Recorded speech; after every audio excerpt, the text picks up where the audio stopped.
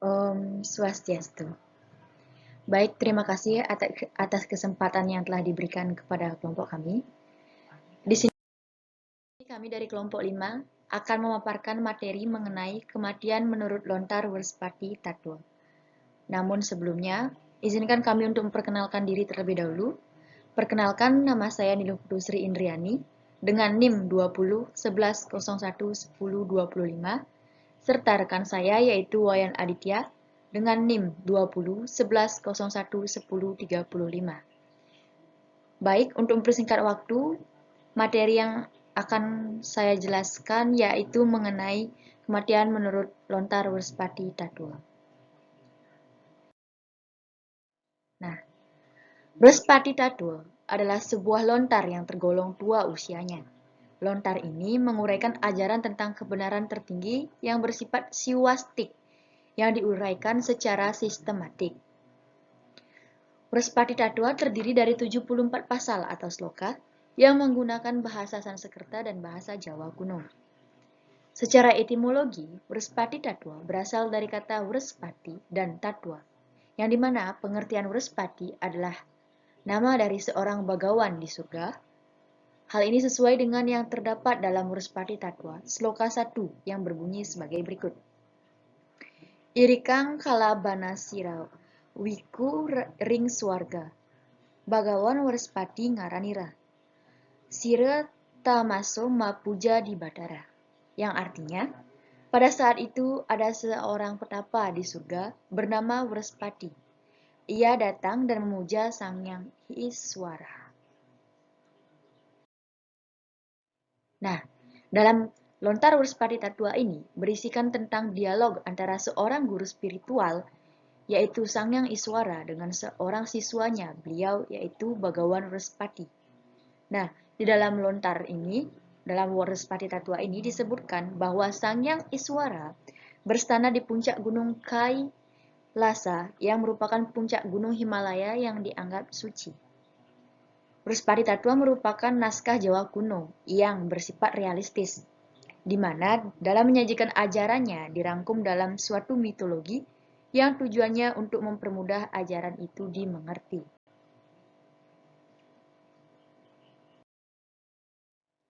Nah, secara garis besar, ajaran yang dijelaskan di dalam dialog itu adalah tentang kenyataan tertinggi. Itu ada dua yang disebut dengan cetana dan acetana. Nah, cetana ini berarti unsur kesadaran dan acetana ini berarti unsur ketidaksadaran. Tatwa itu yaitu cetana dan acetana, yang dimana cetana berarti pengetahuan atau jenana swabhawa, tidak terpengaruh oleh ketidaksadaran dan bersifat abadi atau nitya, akan tetap kokoh. Artinya, tetap kokoh tidak dapat disembunyikan. Itulah yang disebut dengan cetana.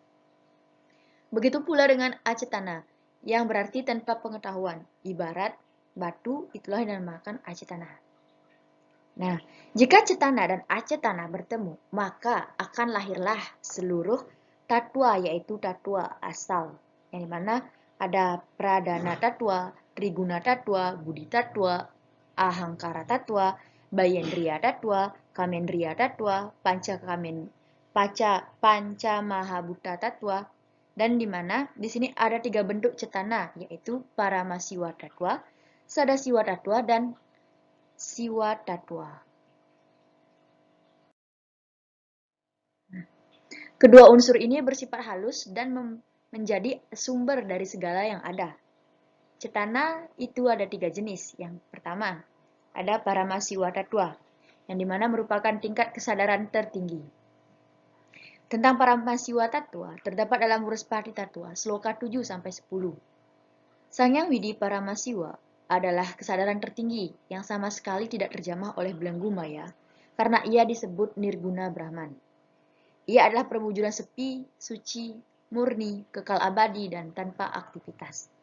Selanjutnya yaitu ada Sadasiwa Tatwa, yaitu tingkat kesadaran menengah, yang dimana Sadasiwa Tatwa ini terdapat dalam Werspati Tatwa, sloka 11-13.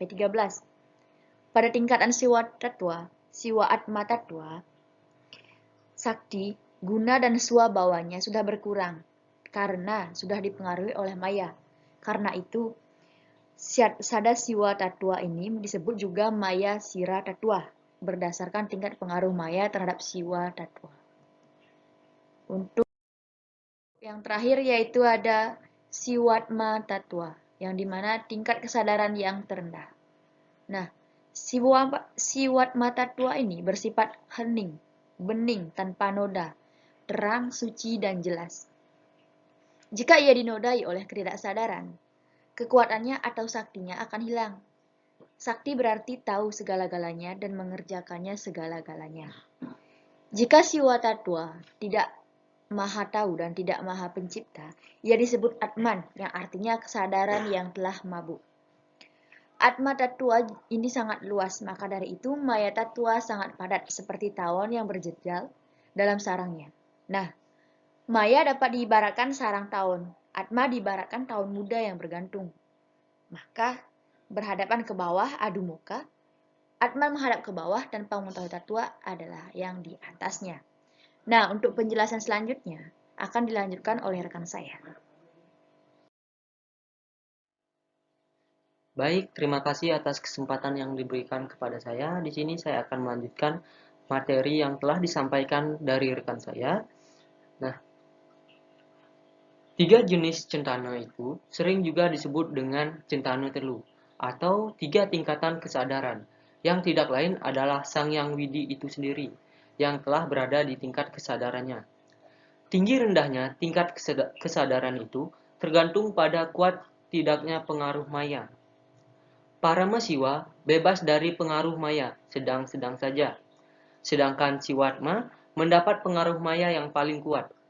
Sang Yang Widi Paramasiwa sebagai kesadaran tertinggi yang sama sekali tidak terjemah oleh belenggu maya.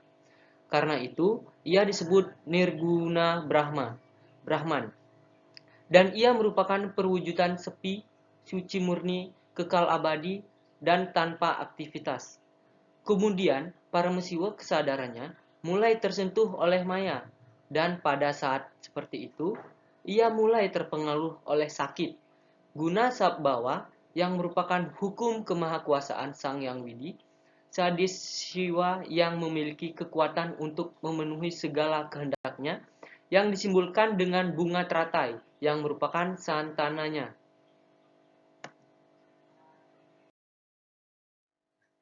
Meskipun Atma merupakan bagian dari Sang Yang Widi atau Siwa, namun karena adanya belenggu avidya yang timbul oleh pengaruh maya, pradana tatwa, maka ia tidak lagi menyadari asalnya. Hal ini menyebabkan Atma dan dalam lingkungannya, sorga, alam swaloka, neraka, alam burloka, samsara secara berulang-ulang. Atma akan dapat bersatu kembali kepada asalnya apabila semua selaras dengan ajaran Catur Iswaraya, Panca Yamabrata, Panca Niyamabrata, dan Astasidi. Dan apabila dalam segala karmanya bertentangan dengan ajaran-ajaran itu sendiri, maka Atma akan tetap berada dalam lingkungan samsara dan reinkarnasi. Bentuk atau wujud reinkarnasi Atma yang banyak tergantung karma wasanya. Atma pada saat penjelmaannya terdahulu, salah satu bentuk reinkarnasi itu adalah sebagai Satwara Janggama, yang disebut sebagai penjelmaan yang paling jelek di dunia ini. Nah, bentuk reinkarnasi seperti itu adalah suatu penderitaan luar biasa yang harus dihindari. Untuk mengakhiri lingkaran samsara itu, Waraspati Tatwa mengajarkan agar setiap orang menyadari hakikat ketuhanan dalam dirinya, yang dalam hal ini dapat dilakukan dengan yang pertama, mempelajari segala tatwa jenana biureka. Yang kedua, tidak tenggelam dalam kesenangan hawa nafsu atau indriya yoga marga.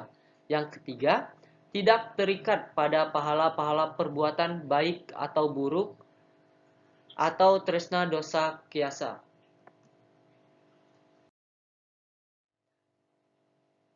Dan lain daripada yang tersebut itu, Waraspati Tattva juga mengajukan jalan lain untuk mencapai Sangyang Wisesa, yaitu dengan selalu memusatkan pikiran pada dia atau yoga. Melalui 6 tahapannya yang disebut Sadanga Yoga, yaitu yoga yang disadari dan dibangun oleh dasa sila atau 10 perilaku yang baik. Nah, dalam pembahasan kajian lontar Waraspati Tattva Hinduisme, Generations disebutkan bahwa yang pertama, setiap perbuatan orang akan membuahkan karma wasana. Wasana yang telah mewarnai Atma akan menghasilkan karma wasana dan karman. Yang kedua, dalam dunia komunikasi oleh Agus Sedana disebutkan bahwa cintana sebagai unsur widya atau unsur kesadaran, yaitu hakikat yang terpengaruh oleh ketidaksadaran dan bersifat abadi. Artinya, bersifat kokoh, tidak dapat digoyahkan, dan tidak dapat disembunyikan.